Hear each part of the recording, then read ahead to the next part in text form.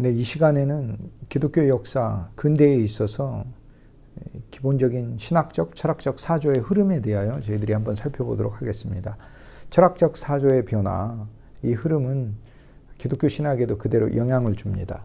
우리가 흔히 종교개혁이라고 부르는 1500년대가 있죠. 여러분, 1500년대. 이 1500년대 이 시기를 뭐라고 부르냐면 이 시대를 고백주의 시대다 이렇게 부릅니다. 고백주의 시대.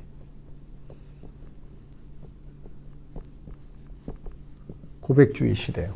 고백주의 시대는 여기서 이 고백은 말 그대로 하나님께 대한 우리의 신앙의 고백을 가리키는 것입니다. 고백주의 시대 때 가장 중요한 것은 무엇이겠어요?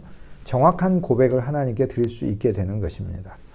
1500년대에 흑사병으로 인해서 중세는 침몰하고 있었던 가장 마지막 단계의 시대에 이 고백주의 시대에 있어서는 우리가 하나님 앞에 어떤 올바른 신앙의 고백을 드릴 수 있느냐, 이것이 모든 관심이었습니다. 그러니까 종교개혁 운동은 다른 한 면에 있어서 우리의 입술과 마음으로 하나님 앞에 우리가 어떤 고백을 드릴 수 있느냐라는 것이 그것이 가장 중요한 이슈였던 것이죠.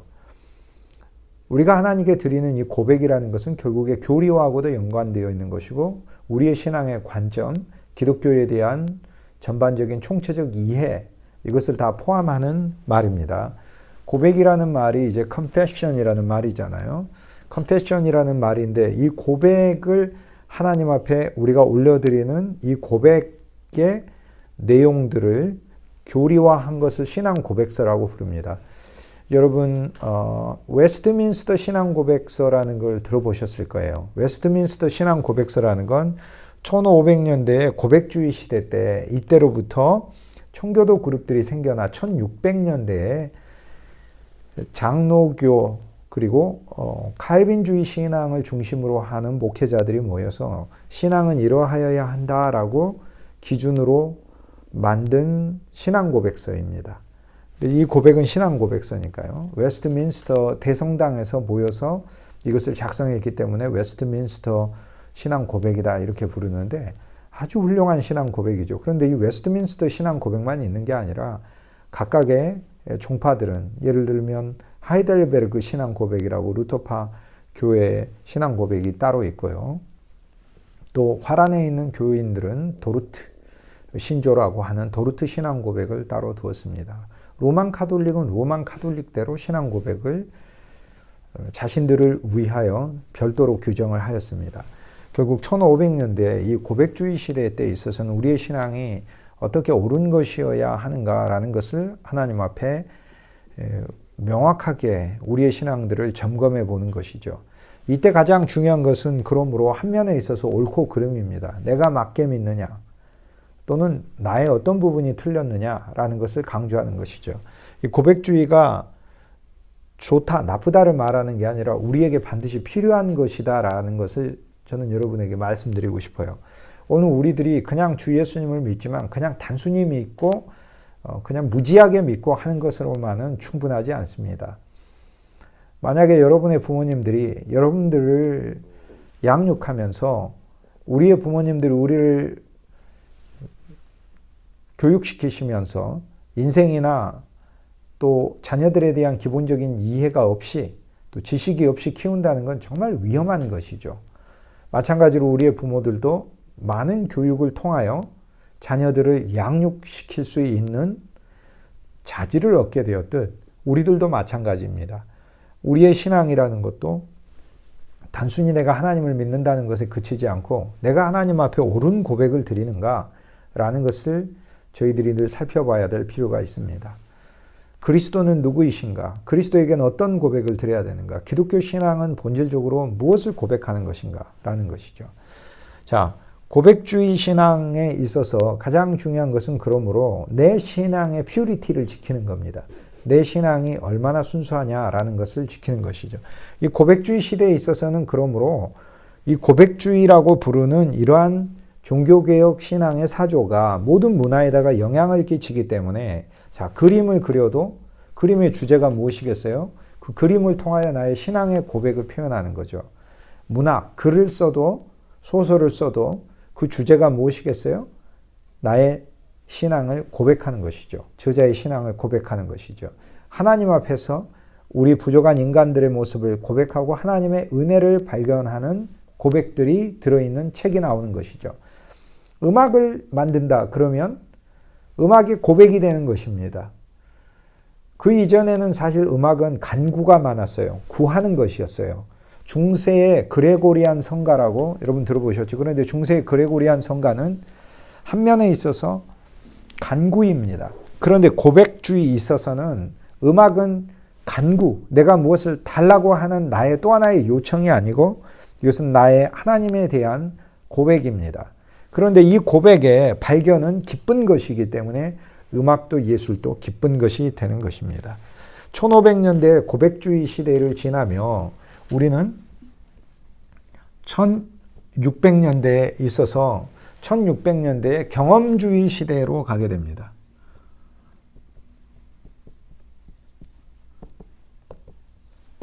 경험주의 시대는 고백만 하는 것에서 그치는 게 아니라 우리가 체험해야 한다는 것이에요. 내 입술과 마음으로 실제로 하나님을 믿는다라고 고백하는 것만이 아니라 하나님이 내 안에서 체험되어야 하는 것이죠. 기독교는 사실 하나님을 믿는 그 정도 수준이 아닙니다. 기독교는 그리스도 예수를 믿는 것입니다. 그리스도 예수를 하나님으로 믿는 것입니다. 그것이 기독교입니다.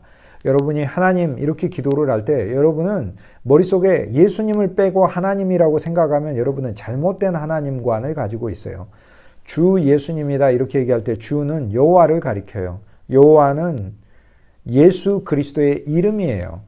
예수 그리스도는 여호와세요. 여호와는 삼위일체 하나님의 이름이라 성부와 성자와 성령의 이름이 여호와예요. 성부의 이름만이 아니라 성자의 이름이에요. 그러니까 예수 그리스도가 주, 야훼, 여호와시다 라는, 주라는 말은 단순히 주인이라는 말만이 아니에요. 나의 여호와시다 라는 의미의 말씀이에요. 그런데 이 주 예수님이 나의 구주시다.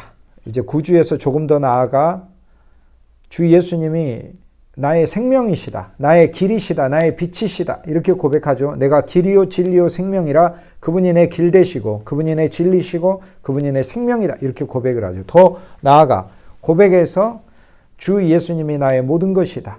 이렇게 고백을 하게 되잖아요. 이런 진술이 있잖아요. 그런데 경험주의 1600년대는 경건주의라는 게 이제 1600년대부터 나오기 시작을 하니까 우리 안에서 고백이라는 것이 믿음으로 체험되어야 하는 것을 이야기하고 이것을 강조하게 됩니다. 그렇기 때문에 1600년대에 있어서 기본적인 신앙의 사조는 이 경험주의에 의해서 우리가 실제로 하나님의 은혜가 우리 안에 역사하고 체험하는 것을 강조하고 이러한 부분들을 문학이든지 기독교 예술이든지 또 기독교 건축이든지 기독교적인 신앙의 표현들, 매개로 나오는 것들 속에 강조하는 사조가 유행하게 된 것입니다. 자, 우리는 단순히 고백에서 그치지 않고 1600년대 경험주의로 나아가게 되는 거죠. 하나님의 은혜는 우리 안에 실제 체험돼요. 여러분, 어느 누구도 하나님께서 그냥 내버려 두지 않습니다. 반드시 하나님의 은혜를 체험할 수 있게 합니다. 여러분이 스스로 생각할 때 나는 믿음이 너무 연약하여 어떡하나? 염려하지 마세요. 하나님은 여러분에게 반드시 믿음을 체험하게 하십니다. 그래서 믿음을 갖게 하십니다. 이게 제가 일생 동안 깨달은 바예요. 여러분이 나이가 어리든 많든 간에 상관없어요. 우리가 믿음이 없지만 하나님은 반드시 우리로 하여금 믿음을 갖게 하시기 위해서 예수님은 정말 그분이 일하고 계셔요. 예수님께서 열매 맺는 밭에 대해서 옥토밭 말씀해 주셨잖아요. 길가밭, 돌짝밭, 가시밭은 열매를 못 맺고 예수님의 씨 뿌리는 비유, 밭과 씨 뿌리는 비유에 있어서 내 밭의 비유에서 예수님께서는 옥토밭이 열매를 맺는다 이렇게 말씀하셨어요. 여러분, 옥토밭이 열매를 맺는다는 사실을 모르는 사람이 어디 있어요? 동네 아저씨도 다 알죠. 동네 할머니도 알아요. 옥토밭이 많은 열매를 맺는다는 사실은. 그런데 예수님이 이런 하나만한 얘기하려고 성경을 쓰셨겠어요? 예수님이 우리들한테, 야, 제자들에게, 야, 얘들아, 가시밭은 열매가 못 맺어. 그건 모르는 사람이 어디 있어요? 다 알지. 옥토밭이 많은 열매를 맺느니라. 예수님이 그 하나만한 얘기 하시려고 예수님이 이 비유를 주셨겠냐고요. 이것을 비유라고 말씀하시는 이유는 뭐예요? 비유라고 말씀하시는 그 속에 비밀이 들어있다는 거예요. 무슨 비밀이요? 예수님은 옥토밭만 열매를 맺는다는 사실을 알고 있는데 너희가 스스로 노력해서 옥토밭이 될 수 없다는 사실을 예수님 가르쳐주고 있어요. 가시밭이 어떻게 스스로 노력해서 옥토밭이 됩니까? 여러분 돌짝밭이 노력해가지고 막 돌들이 서로 날아다니면서 옥토밭이 됩니까? 못 됩니다. 길가밭이 옥토밭이 됩니까? 못 됩니다. 어떤 밭이든지 길가밭이면 누군가 갈아줘야 되고 하늘에서 비가 내려야 되고 돌짝밭이면 누군가 돌을 전부 다 드러내줘야 돼요. 가시밭이면 그곳에 있는 가시와 엉겅퀴를 전부 다 잘라버려서 불살라 줘야 돼요. 그리고 밭을 갈아야 옥토밭이 되는 거예요. 예수님이 네 가지 밭의 비유를 말씀하시는 것은 네 가지 밭으로 바꾸어 주시겠다는 말씀을 하고 있는 거예요. 그러니까 여러분 하나님의 말씀은 우리가 입으로 고백하는 것만이 아니라 이것은 체험되겠습니까? 안 되겠습니까? 반드시 체험되는 거예요. 예수님은 우리 심령을 옥토밭으로 바꿔주겠다고 약속하시는 거예요. 그러니까 성경의 모든 말씀은 약속이에요. 예수님이 바꿔주시겠다 약속하시는 거예요. 그러므로 경험주의 반드시 경험돼요. 여러분 기독교 신앙은 다 경험돼요. 기독교 신앙이 축복이라고 그러죠. 여러분 축복 경험돼요. 여러분 믿음을 크게 가지세요. 지금 어렵고 곤고한 부분이 있어도 괜찮아요. 하나님은 반드시 여러분을 축복하셔서 하나님의 축복이 무엇인지 여러분으로 하여금 알게 하셔요. 경험하게 하세요. 우리로 하여금 하나님의 은혜가 우리가 은혜를 고백할 뿐만 아니라 하나님은 실은 우리를 은혜를 경험하게 하시기 위해서 계시는 거예요. 그래서 고백주의가 우리 편이 하나님의 올바른 진리를 구분해내고 배우는 것이 중요함을 깨달았다면 경험주의는 이 진리가 우리 안에서 체험된다는 사실을 깨달은 거예요. 그런데 1700년대에는 계몽주의라는 게 계몽주의라는 게 나오게 됩니다. 자, 계몽주의. 계몽이라는 말이 enlightenment, light, 불이 enlight니까 불 안에서 lighten, 불이 켜지는 것이죠. 쉽게 얘기해서 내게 어떤 계시의 빛, 조명의 빛이 내게 와서 나를 확 깨게 했다는 것이에요. 그래서 이 계몽주의는 이성의 새로운 능력의 발견이다 이렇게 말을 할 수 있어요. 하나님은 우리에게 준 이성이 있잖아요.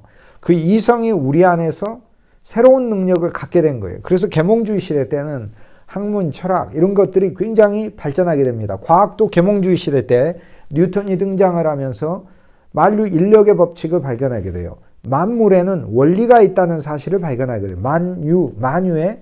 만유라는 말이 만물이라는 말이죠. 만물에는 인력, 끌어당기는 힘이 있다. 원리가 있다는 사실을 발견하게 돼요. 여러분 그러니까 오늘 저와 여러분이 그냥 사는 것 같아도 우리의 삶에는 끌어당기는 힘이 있어요. 물리적으로 자기력으로 끌어당기는 힘만 있는 게 아니에요. 지구의 달, 태양, 화성, 목성, 토성이 서로 끌어당기는 힘만 있는 게 아니라 끌어당기는 힘이 그 적절한 긴장과 균형을 이루고 약간의 기울음을 서로 주고받기를 하면서 태양계를 구성하고 우주 안에서 흐트러뜨리지 않고 이렇게 돌고 있는 것처럼 그 순환과 인력을 통하여서 달을 좀 더 가까이 끌어들이느냐 멀리 가겠느냐에 따라서 밀물과 썰물이 일어나고 사계절도 일어나게 되는 것이고 태양과 우리 사이의 거리도 적정하게 유지되면서 더위와 추위도 오게 되고 작물도 자라나게 되고 인류도 생존하게 되고 하는 것이죠. 만물에는 원리가 있다는 사실. 자, 인간이 이성을 가지고 하나님이 세상 속에 감춰둔 원리를 발견하기 시작을 하는 것이에요. 이것이 바로 계몽주의 시대예요. 그러면 계몽주의 시대 때 예를 들어서 신학은 어떻게 하겠어요? 신학은 계몽주의 시대 때 이제 이성으로 합니다. 이성. 그렇죠. 하나님은 우리의 이성으로 성경을 보기를 원하셔요. 왜? 우리의 지식과 우리의 눈으로 보는 거예요. 그렇기 때문에 우리도 언어를 배우고 여러 가지 필요한 지식들을 갖춰서 하나님의 말씀을 분석하는 거예요. 문화도 역사도 그 이면과 배경에 있는 것들을 더 배우는 것이에요. 하나님은 우리가 이성 없이 하나님을 믿는 걸 원치 않아요. 이성도 하나님의 선물이기 때문에 하나님이 우리에게 준 이성이 어떨 때는 좋은 판단을 해요. 그래서 어떤 종파가 좋으냐 안 좋으냐 할 때 먼저 이성적으로 한번 판단해 봐야 돼요. 그 이성적인 일인가라는 걸 한번 물론 이성이 최종적 기준은 아닙니다. 그리고 이 이성이라는 것은 결국에 하나님의 계시를 수용하기 위해서 수단으로 써야 되는 것이죠. 계몽주의의 영향으로 신학은 좀 더 이성적인 영역으로 갔어요. 그렇기 때문에 이제 성서에 있어서도 또 기독교의 여러 교리에 있어서도 이성적인 접근을 더 많이 합니다. 이성적 접근은 새로운 지식의 발견이에요. 이것은 고백주의하고는 달라요. 고백주의는 이성으로 접근하는 게 아니라 믿음으로 접근하는 거예요. 계몽주의에 있어서는 믿음이 중요한 게 아니고 생각이 중요한 거예요. 자, 계몽주의의 가장 중요한 표제, 여러분, 계몽주의가 이야기하는 가장 중요한 표제가 있어요. 나는 생각한다, 고로 나는 존재한다예요.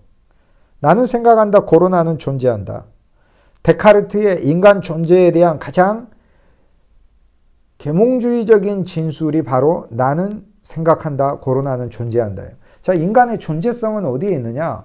인간이 이성, 생각하는 것 속에 인간의 능력이 숨어 있다는, 즉 내가 생각하는 것 자체를 통해 나오는 그 산물이 나의 존재를 규정한다는 것이에요.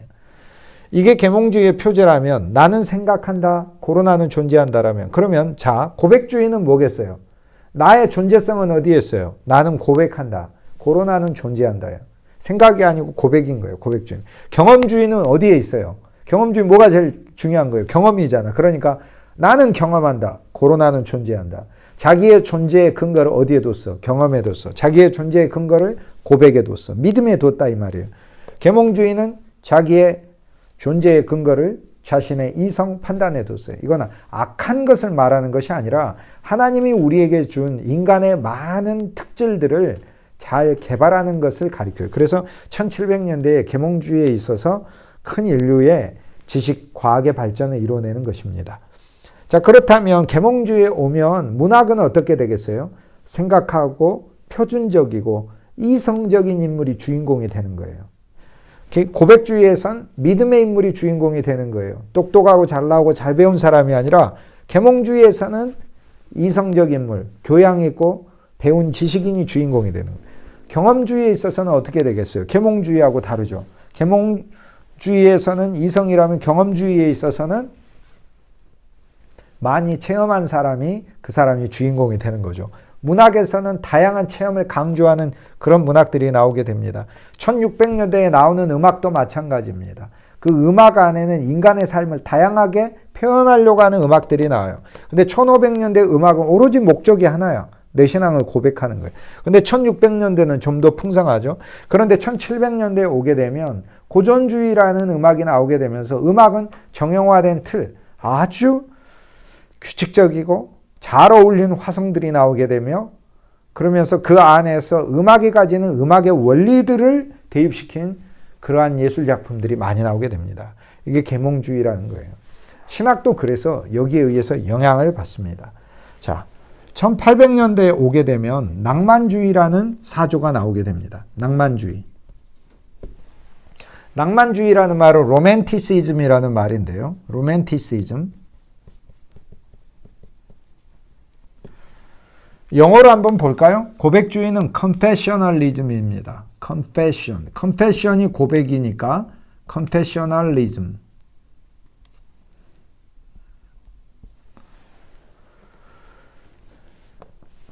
경험주의는 experientialism. experience니까. 계몽주의는 enlightenment. E-N-L-I-G-H-T. light. light in.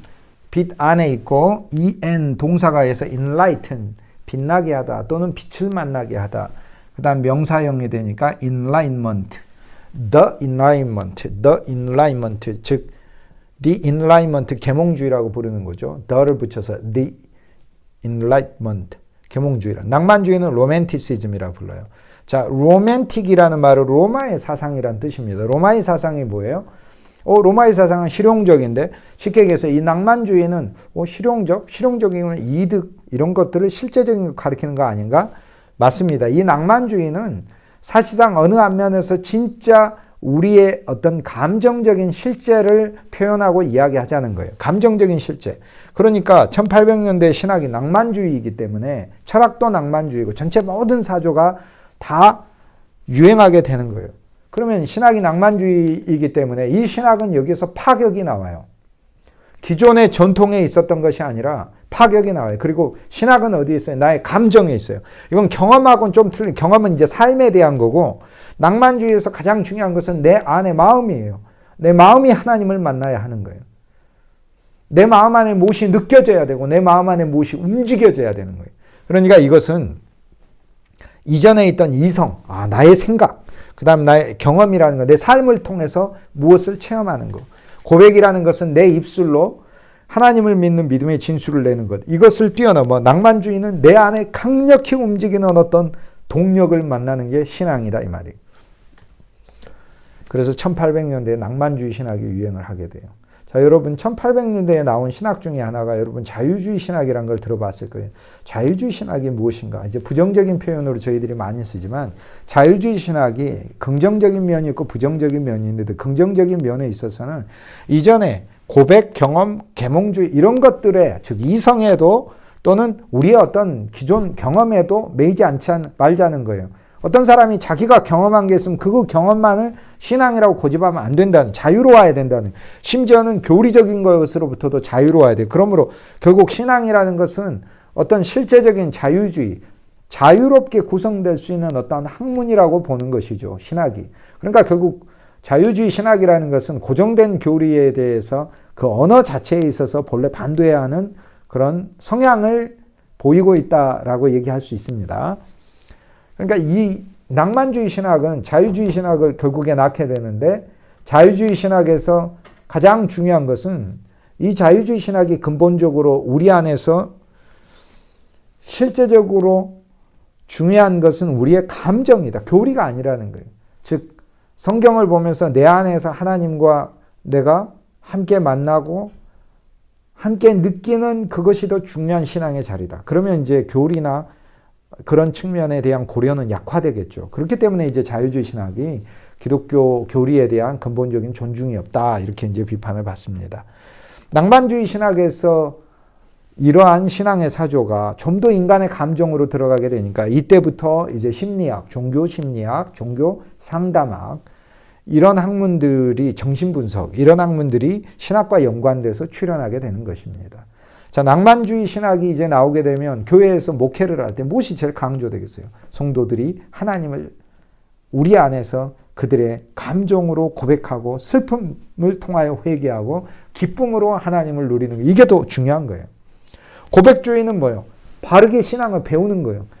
그러니까 고백주의에서는 성경을 많이 읽는 게 중요해요. 경험주의는 뭐예요? 우리 삶 가운데 하나님이 어떻게 역사하시는가라는 삶을 들여다보고 그 삶 가운데서 하나님을 체험하는 게 중요해요. 그런데 계몽주의는 또 뭐가 중요해요? 우리 이성이 중요해요. 그래서 성경을 더 공부하고 성경의 내용이 무엇인가 하는 걸 중요해요. 근데 낭만주의는 그것을 뛰어넘어 내 안에 하나님이 주시는 격정, 이것을 느끼는 거다는 거예요.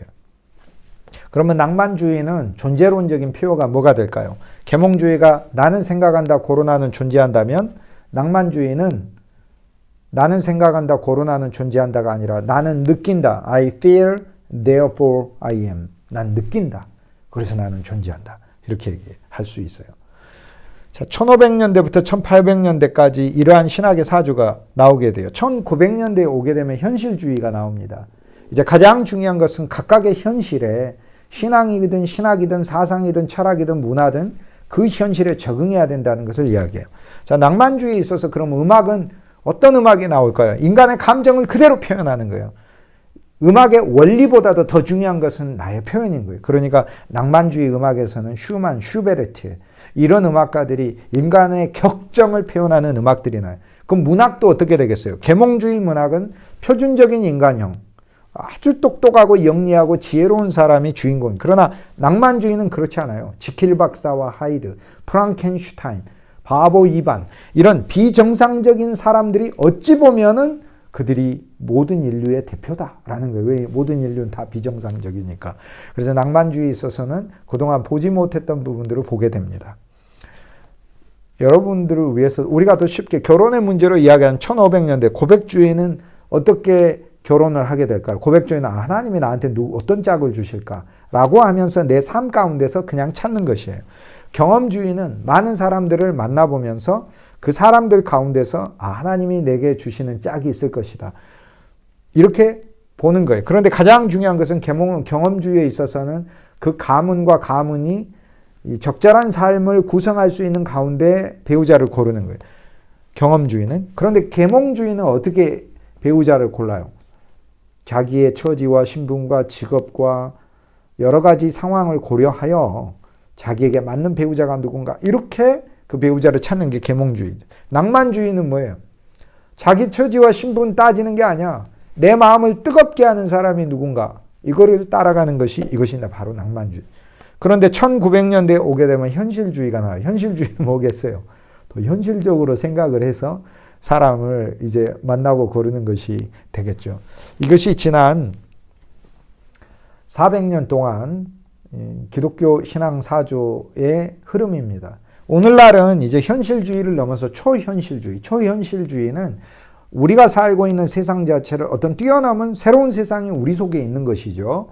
현실 아닌 것도 우리에게 어떤 현실로 있어서 고정된 틀 자체를 벗어난 것을 우리는 살고 있고, 지금은 4차 산업시대, 정보화 시대도 뛰어넘어 4차 산업시대라고 부르는 시공을 초월하는 사회를 우리는 또 살고 있어요. 그래서 우리는 총체적인 새로운 또 사조가 우리에게 다가왔습니다. 그러므로 신앙과 신학과 교회는 새로운 변화를 해야 되겠죠. 여러분, 1500년대부터 지금까지 계속해서 신학은 이러한 변화와 발전을 했습니다. 그런데 오늘 우리들은 그럼 무엇을 선택해야 될까요? 여러분, 무엇을 선택해야 된다고 이야기하고 묻는 것 자체가 이미 고정적 틀에 갇혀 있지 않나요? 무엇을 선택하는 것이 아니라 모든 것을 선택해야 하는 겁니다. 음악은 고백주의에 있어서 단선 음악이 많았고, 경험주의에 있어서 풍성한 화음의 음악이 많았어요. 계몽주의에 있어서는 아주 질서 있는 음악들이 많았습니다. 모차르트 음악처럼 말이죠. 천재적인 음악들이요. 그런데 낭만주의 음악에 있어서는 인간의 격정을 표현해내는, 나의 감정을 다 토해내는 음악들이 많았어요. 현실주의 음악에 오게 되면 실제 나를 즐겁게 하는 음악들을 내가 듣는 거예요. 그러면 여러분 어떤 음악을 들으시겠어요? 모든 음악을 다 듣는 것이죠. 여러분, 그렇다면 우리의 기독교, 우리의 신앙은 어떠해야 하겠어요? 21세기 전혀 새로운 시대를 만나고 있는 우리의 신앙은 어떠해야 되겠어요? 모든 게 우리에게 다 있어야 돼요. 먼저 우리는 고백으로 시작해야 돼요. 맞는 신앙, 올바른 신앙, 올바른 교리, 이것이 무엇인지 먼저 배워야 돼요. 근데 거기에 멈추면 안 돼요. 우리의 삶 가운데 진짜 역사하시는 하나님을 만나야 돼요. 삶 가운데. 이게 경험주의예요. 낭만주의는 마음의 격정이고, 그 다음 계몽주의는 뭐예요? 우리의 이성이 차갑게 하나님의 말씀뿐 아니라 지식을 갖추고 세상을 객관적이고 냉철하게 바라볼 줄 아는 안목이 있어야 되는 거예요. 낭만주의는 뭐예요? 여러분 가슴에 불이 있어야 돼요. 불이. 그래야 하나님의 일을 하는 거예요. 현실주의는 뭐예요? 그럼에도 불구하고 여러 가지 사항을 기다리면서 고려하면서 하나님 앞에 인내하며 사역을 감당하는 거예요. 초현실주의는 뭐겠어요? 하나님의 비상한 방법으로 세계가 온갖 방식으로 엮여서 우리 앞에 풀어놓으시는 하나님의 놀라운 역사를 보는 거죠. 4차 산업혁명 시대 때는 모든 것이 다 모여서 빅데이터 아니에요. 이 모든 것들이 다 모여서 우리들에게 총체적인 지혜를 제공하는 것이다. 이렇게 이야기를 할 수 있습니다. 신학도 이러한 변화를 가져왔어요. 그러므로 오늘날 우리가 어떤 사람이 어떤 사조를 이야기하고 어떤 사상을 이야기할 때 우리는 저 사상이 어떤 맵, 지도의 영역 아래에 있는가라는 것, 사상적 지도의 어디 부분에 속하는가라는 것을 저희들이 쉽게 매핑, 구분해낼 수 있고 확인해낼 수 있습니다. 그러므로 우리는 더 확장시킬 수 있어요. 여러분의 사조도 이 모든 것이 다 필요합니다. 여러분은 냉철한 머리가 필요한데 여러분 가슴에는 불이 동시에 있어야 돼요. 냉철한 머리가 있고 나중에 불이 있고 또 먼저 불이 있고 나중에 냉철한 머리가 있고 그런 게 아니에요. 머리는 냉철한데 가슴은 또 동시에 불이 있어야 되고, 우리의 삶은 많은 경험을 하기 위해서 있어야 되며, 우리의 입술은 하나님을 언제나 고백하고 올바른 신앙을 배우기 위한 나의 노력이 필요한 것이에요. 그러면서 계몽주의, 끊임없이 지식을 더해가는 것이다. 이렇게 이야기할 수 있습니다. 오늘은 사상사의 흐름에 대하여 알아봤습니다. 이 모든 인류의 찬란한 지혜를 주신 하나님의 이 풍성한 유산들이 저와 여러분에게 온전히 누려질 수 있으면 더할 나위 없겠지요. 여러분들 이 모든 사조가 갖춰진 그런 하나님의 귀한 쓰임받는 일꾼이 되었으면 좋겠습니다.